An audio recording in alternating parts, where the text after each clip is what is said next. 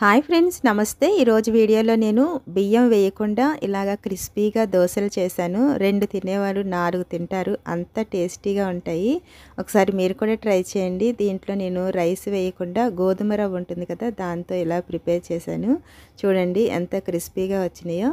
చూసారు కదా. ఇప్పుడు ఎలా చేసుకోవాలో చూద్దాం. నేను ఇక్కడ 1 కప్పు మెజర్మెంట్ తీసుకున్నాను. దీంతో నేను ఇక్కడ సాయి మినపప్పు తీసుకున్నాను ఫ్రెండ్స్. అలాగే ఏ కప్పుతో అయితే మినపప్పు తీసుకున్నామో అదే కప్పుతో 2 కప్పుల వరకు గోధుమ రవ్వ ఉంటుంది కదా, బన్సీ రవ్వ, అది వేసుకున్నాను. అలాగే 1/2 కప్పు పచ్చెనగపప్పు, ఒక 1/2 కప్పు వరకు సగ్గుబియ్యం 1/2 టీ స్పూన్ మెంతులు వేసుకోండి. వేసుకున్న తర్వాత వీటన్నిటిని ఒక 2-3 సార్లు కడగండి. కడిగిన తర్వాత మంచినీళ్ళు వేసుకుని మాత్రమే దీన్ని నానబెట్టుకోవాలి. ఎందుకంటే మనము ఈ వాటర్ వేసుకుని పిండి అనేది మిక్సీ పట్టుకుంటాము. నేను ఇక్కడ ఒక 4 గంటల సేపు మాత్రమే నానబెట్టాను.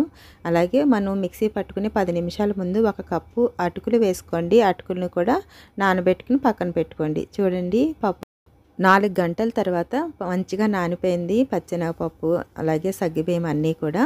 ఇప్పుడు మిక్సీ జార్ తీసుకుని మిక్సీ జార్లో ఎంత అయితే సరిపోతుందో అంత వేసుకోండి. వేసుకున్న తర్వాత మనం నానబెట్టుకున్న వాటర్ ఉన్నాయి కదా, వాటిని దీంట్లో వేసేసుకోండి. వేసుకుని దీన్ని మెత్తగా మిక్సీ పట్టుకోవాలి. చూడండి ఎంత మెత్తగా పట్టుకున్నా, మన దోశలకి ఎలా అయితే మిక్సీ పట్టుకుంటామో అలాగే పట్టుకోవాలి.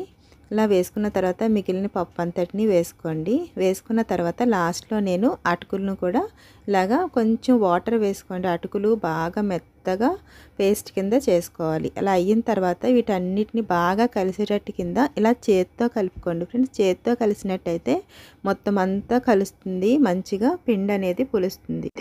నేను 8 గంటల తర్వాత నేను రాత్రంతా ఉంచాను, బ్రేక్ఫాస్ట్ చేసుకుంటున్నాను కదా. ఇప్పుడు ఈ చట్నీ చేసుకోండి ఫ్రెండ్స్, చాలా బాగుంటుంది. ఒక 2 స్పూన్ల ఆయిల్లో సరిపడినన్ని పచ్చిమిర్చి వేసుకోండి. అలాగే 1 ఇంచు అల్లం, కొంచెం జీలకర్ర వేసుకుని ఇలా ఫ్రై చేసుకోండి. ఫ్రై అయిన తర్వాత కొంచెం కరివేపాకు, అలాగే 1 ఆనియన్ని నేను ఇలాగా ముక్కల కింద కట్ చేసుకుని వేసుకున్నాను. ఆనియన్ వేసుకుంటే చట్నీలో చాలా బాగుంటుంది. ఇలా ఇడ్లీలోకి బజ్జీలోకి కూడా చాలా టేస్టీగా ఉంటుంది.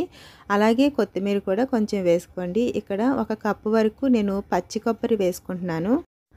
ఉల్లిపాయలు ఇలా ట్రాన్స్పరెంట్గా అయితే సరిపోతుంది ఫ్రెండ్స్. ఇలా అయిన తర్వాత నేను ఇక్కడ ఒక 7-8 వరకు వెల్లుల్లి వేసుకున్నాను. చూడండి, ఇప్పుడు నేను స్టవ్ ఆఫ్ చేసి చల్లారిన తర్వాత మిక్సీలో వేసుకుంటున్నాను. ఇలా మిక్సీలో వేసుకున్న తర్వాత సరిపడినంత సాల్ట్ వేసుకోండి. ఇలా వేసుకున్న తర్వాత 1 కప్పు వరకు వేయించిన పల్లీలు, అలాగే వేపించిన శనగపప్పు ఉంటుంది కదా, అది 1 కప్పు వేసుకుని ఫస్ట్ ఇలా మిక్సీ పట్టిన తర్వాత కొంచెం కొంచెం వాటర్ వేసుకుంటూ ఇలాగా మిక్సీ పట్టుకోండి. ఇది బాగా పల్చగా కాకుండా ఇలా మీడియంగా ఉంటే చట్నీ బాగుంటుంది. దోశతో పెట్టుకుని తినడానికి ఇలాగ తాలింపు చేసుకుంటే బాగుంటుంది. ఇలా దీంట్లో నేను పచ్చెనగపప్పు, మినపప్పు, జీలకర్ర, ఆవాలు, కరివేపాకు, అలాగే ఎండుమిర్చి వేసుకున్నాను. 1 స్పూన్ ఆయిల్లో ఇలాగ ఫ్రై చేసుకుని ఇలా తాలింపు చేసుకున్నాను. చూడండి, పిండి మంచిగా పులిసింది కదా. ఇదంతటిని ఒకసారి ఇలాగా కింద నుంచి కలుపుకోండి. ఇలా కలిపిన తర్వాత మనకి ఎంతైతే సరిపోతుందో టిఫిన్కి అంతా ఒక గిన్నెలోకి వేసుకున్నాను. వేసుకున్న తర్వాత 1/4 టీ స్పూన్ వరకు సాల్ట్ వేసుకుని ఒకసారి ఇదంతా కలుపుకోండి. ఇలా కలిపిన తర్వాత ఇప్పుడు మనము దోశని ప్రిపేర్ చేసుకుందాము. స్టవ్ మీద ప్యాన్ పెట్టుకుని ఇలా కొంచెం ఆయిల్ వేసుకుని ఇలా టిష్యూ పేపర్తో అయినా కాటన్ క్లాత్తో అయినా ఒకసారి ఇదంతా తుడిచేసుకోండి. ఇలా తుడుచుకున్న తర్వాత ఒకసారి బాగా హీట్ అయిందేమో చెక్ చేసుకోండి. ఒకవేళ హీట్ అయితే కనుక కొంచెం వాటర్ చల్లినట్టయితే మీడియం హీట్లోకి వస్తుంది. అప్పుడు ఇలా దోశ వేసుకున్నట్టయితే చక్కగా పల్చగా వస్తుంది ఫ్రెండ్స్. ఇలా అయిన తర్వాత దీంట్లో నేను పైన ఉన్నది కొంచెం డ్రై అయిన తర్వాత ఈ దోశ తర్వాత నేను ఇలా కొంచెం బటర్ వేసుకున్నాను. బటర్ లేకపోతే ఆయిల్ అయినా వేసుకోవచ్చు. చూసారు కదా ఫ్రెండ్స్, ఇలాగా మన ఛానల్లో చాలా ఇన్స్టెంట్ బ్రేక్ఫాస్ట్లు చేశాను. ప్లీజ్ అరుణ వంటింటి రుచుల్ని చెక్ చేయండి. Thanks for watching.